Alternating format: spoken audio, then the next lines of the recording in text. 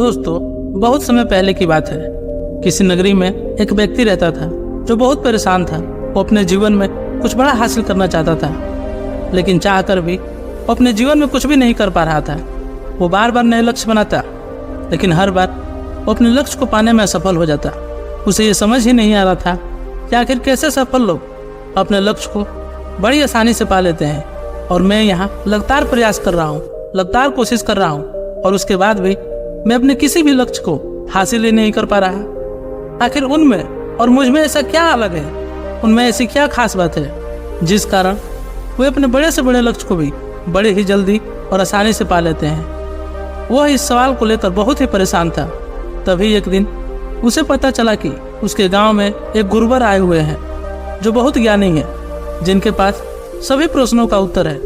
वो बिना कुछ सोचे समझे उन गुरुवर के पास जा पहुंचा और उन्हें प्रणाम करके वो कहता है गुरुवर, इस दुनिया में इतने सारे सफल लोग हैं जो अपने बड़े से बड़े लक्ष्य को भी बड़ी तृप्तता और आसानी से पा लेते हैं, और तो और वे लोग अरबों रुपए कमा रहे हैं, और एक मैं हूँ कि मैं अपने जीवन में लक्ष्य बनाता रहता हूँ और अपने किसी भी लक्ष्य को हासिल ही नहीं कर पाता। वहीं वे सफल लोग, वे अमीर लोग पल भर में अपने लक्ष्य को पा लेते हैं। आखिर मुझ में ऐसी क्या कमी है और उनमें ऐसी क्या खास बात है जिस कारण वे लोग हम लोगों से अलग हैं और बहुत ज़्यादा कामयाब है। उस व्यक्ति की आवाज़ सुनकर गुरुवर उस व्यक्ति से कहते हैं, बनते जीवन में सफल और अमीर होने के लिए कुछ नियम होते हैं जिन्हें हमें अपने जीवन में उतारना होता है। बिना उन नियमों के तुम कभी भी कामयाबी हासिल नहीं कर सकते, और वे सफल लोग भी इन्हीं नियमों का पालन करके अपने जीवन में कामयाबी हासिल करते हैं। और यही कारण है कि वे लोग कम से कम समय में अपने लक्ष्य को प्राप्त कर पाते हैं। कम से कम समय में वे अधिक से अधिक सफल हो पाते हैं। इस बार वो युवक कहता है गुरुवर, क्या आप मुझे वो नियम बता सकते हैं?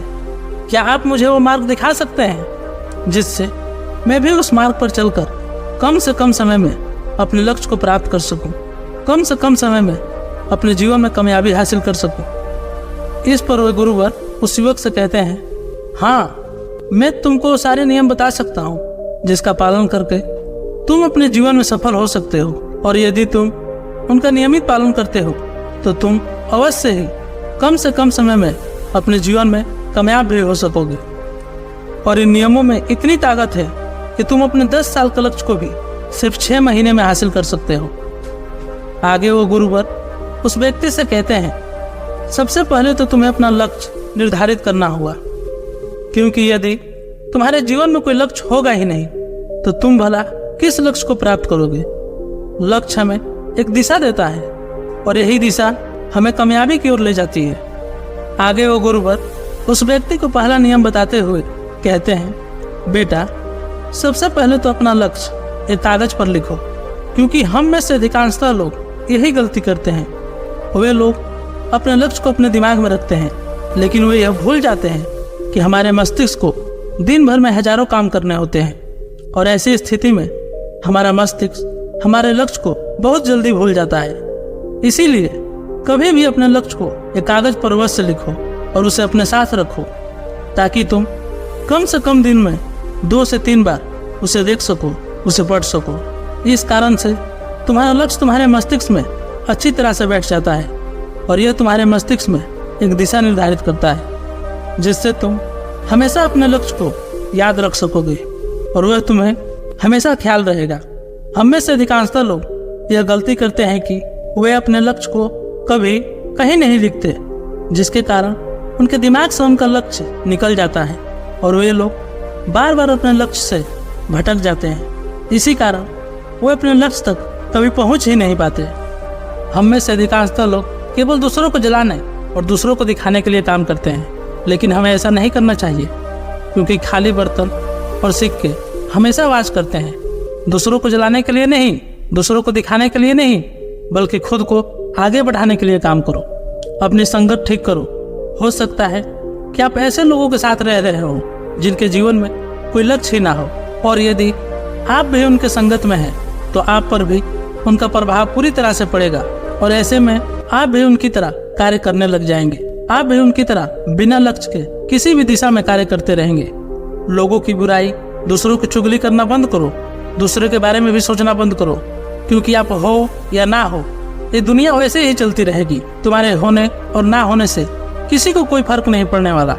इसीलिए दूसरों के सामने अपनी बड़ाई करना बंद करो और उस समय को बचाओ, उस समय को अपने लक्ष्य पर लगाओ। आगे वो गुरुवर उस युवक को अगला नियम बताते हुए कहते हैं, अच्छा भोजन खाओ, क्योंकि खराब भोजन ना केवल हमारे शरीर को नुकसान पहुंचाता है, बल्कि वो हमारे मस्तिष्क को भी पूरी तरह से बर्बाद कर देता है, जिस कारण हम बेवजह चिड़चिड़ा महसूस करते हैं। सर दर्द, आलस और ध्यान न लग पाना, ऐसे ही कई प्रकार के विकार अच्छा भोजन ना करने के कारण होते हैं। जब आप अच्छा भोजन नहीं करेंगे तो आपका शरीर स्वस्थ नहीं रहेगा, और जब आपका शरीर ही नहीं स्वस्थ रहेगा तो आप अपने लक्ष्य पर ध्यान कैसे केंद्रित कर पाएंगे। आगे वो गुरुवर उस युवक को कहते हैं, कम से कम 3 ऐसे मजबूत कारण बनाओ जो तुम्हें अपने लक्ष्य पर हमेशा टिका कर रखे, क्योंकि जो लक्ष्य आप पाना चाहते हो, उस लक्ष्य को पाने के पीछे आपका क्या मकसद है, आप उस लक्ष्य को क्यों हासिल करना चाहते हो, और अपने इन कारणों को हमेशा अपनी भावनाओं से जोड़ो, क्योंकि जब तक हमारे कारण हमारी भावनाओं से नहीं जुड़ेंगे तब तक हम अपने लक्ष्य में आगे बढ़ने के लिए प्रेरणा हासिल ही नहीं कर पाएंगे। उदाहरण के लिए, आपका मित्र आपके पास आता है और वो आपसे कहता है, मित्र तुम मुझे 5,000 रुपये दो और हम एक अच्छी जगह पर घूमने चलेंगे।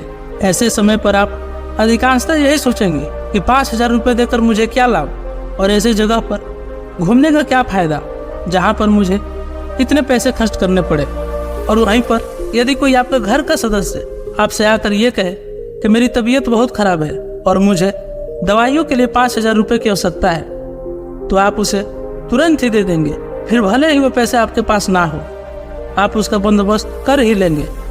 इसीलिए हमारे कारण हमेशा हमारी भावनाओं से जुड़े होना चाहिए, और कारण बनाना इसलिए आवश्यक है क्योंकि जोश के साथ साथ काम करने पर आप ज़्यादा से ज़्यादा 2 या 3 दिनों तक ही उस कार्य को कर पाएंगे, और उसके बाद आपका मन टाल मटोल करने लगेगा, आप भी अपने मन की बातों में आ जाएंगे।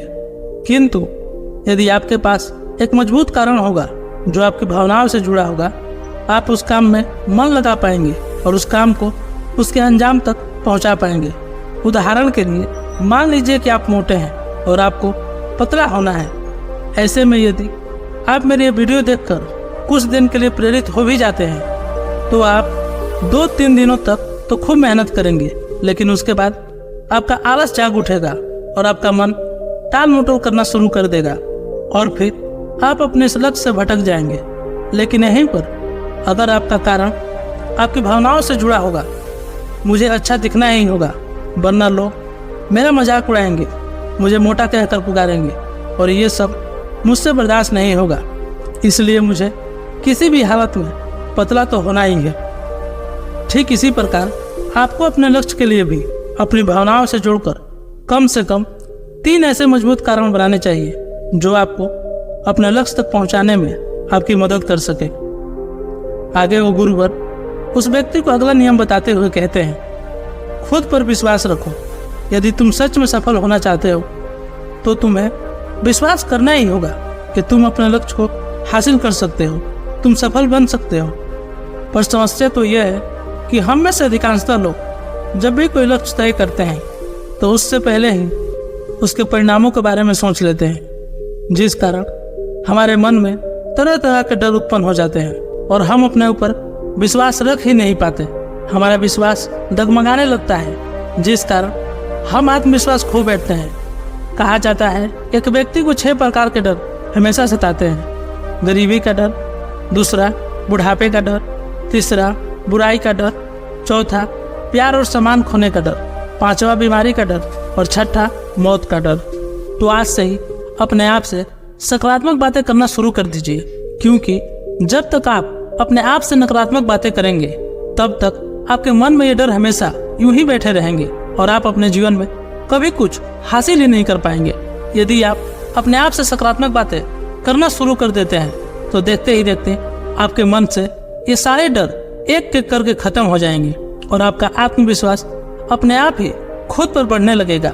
हमेशा अपने अंदर के डर का सामना करना सीखो, क्योंकि इससे आपको ही लाभ होगा। आपके अंदर वो दृढ़ शक्ति जागेगी, आपके अंदर वो काबिलियत जागेगी और आप किसी भी परिस्थिति का सामना कर सकेंगे। मान लीजिए यदि कोई छोटा बच्चा गिरने के डर से चलना छोड़ दे तो क्या वो अपने जीवन में कभी कुछ कर पाएगा? क्या वो अपने जीवन में चलना सीख पाएगा? इसलिए अपने आप को सकारात्मक बनाइए और इसी मानसिकता के साथ अपने लक्ष्य की ओर मजबूती से आगे बढ़िए। इस दौरान हो सकता है कि आप अनगिनत बार गिरेंगे, लेकिन आपको उन अनगिनत बार उठना ही होगा, जिससे आपका आत्मविश्वास बढ़ेगा।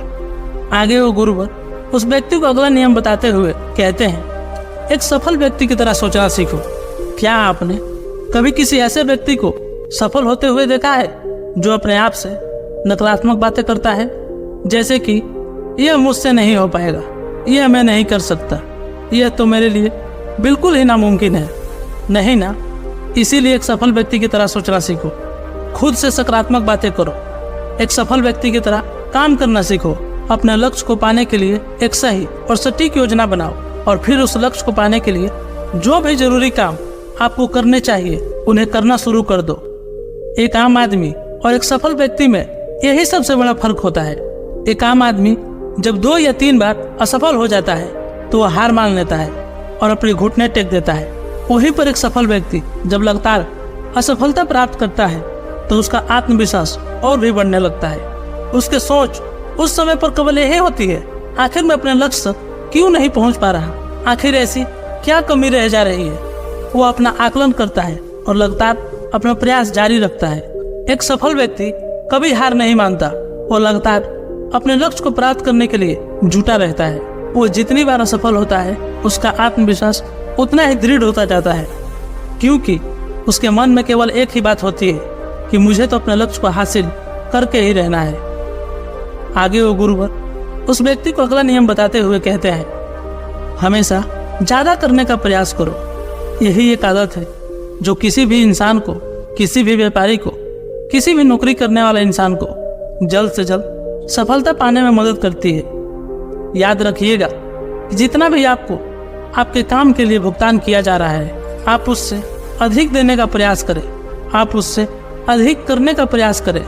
हो सकता है कि शुरू में आपको आपके काम के लिए थोड़े कम पैसे मिल रहे हो, लेकिन उस वक्त आपकी सोच यही होनी चाहिए कि मैं पैसों के लिए नहीं बल्कि सीखने के लिए काम कर रहा हूँ। मान लो कि आपको कोई व्यापार शुरू करना है और शुरू में आप किसी व्यापारी के यहाँ पर काम करने लगते हो और आपको वहाँ पर वेतन कम मिल रहा है, तो वहाँ पर ऐसा बर्ताव मत करो कि आप वहाँ पर केवल पैसा कमाने आए हुए हैं, बल्कि आपको ऐसा बर्ताव रखना चाहिए जैसे कि मैं तो सीखने आया हूँ।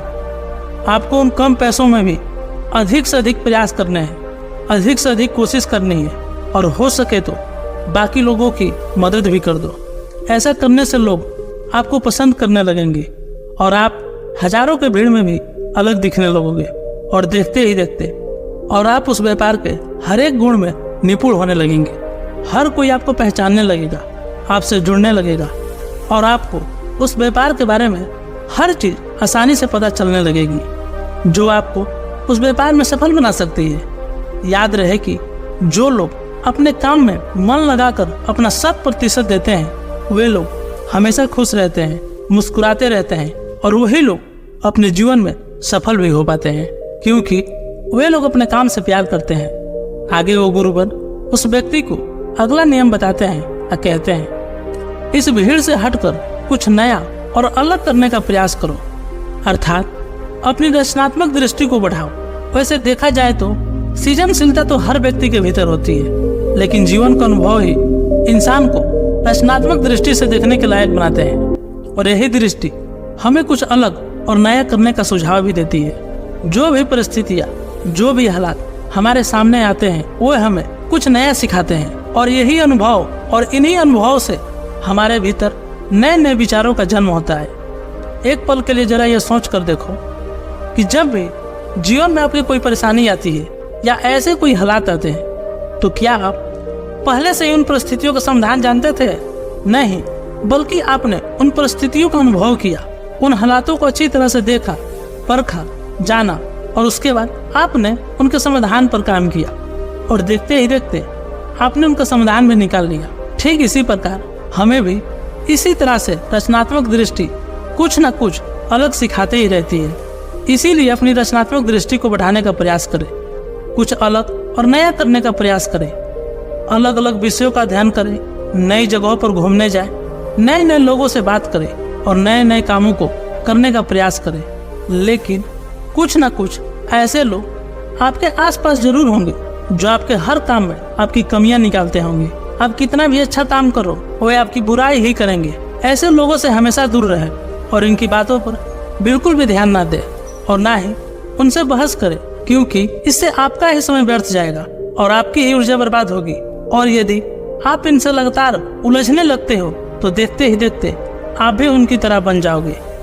आगे वो गुरुवर उस व्यक्ति को अगला नियम बताते हैं और कहते हैं, अपने नेत्र लक्ष्य पर टिकाए रखो, क्योंकि ऐसा व्यक्ति जो थोड़ी मुसीबत आने पर घबरा जाता है, परेशान हो जाता है और इस हालत में वो अपने लक्ष्य को भी त्याग देता है, तो ऐसा कोई भी व्यक्ति अपने जीवन में कभी भी अपने किसी भी लक्ष्य को हासिल ही नहीं कर सकता। बल्कि ऐसे व्यक्ति तो केवल दूसरों को देखकर यही कहते रह जाते हैं कि आखिर उसका काम कितना आसान है, कितना सरल है और कितना फायदेमंद है।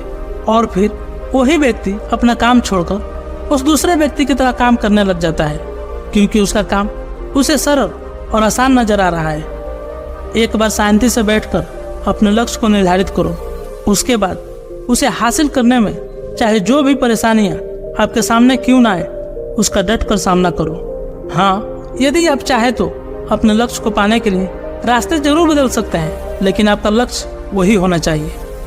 आगे वो गुरुवर उस व्यक्ति को आखिरी नियम बताते हुए कहते हैं, अपने गलतियों से सीखना सीखो, क्योंकि जीवन में असफलता नाम की कोई चीज़ नहीं होती।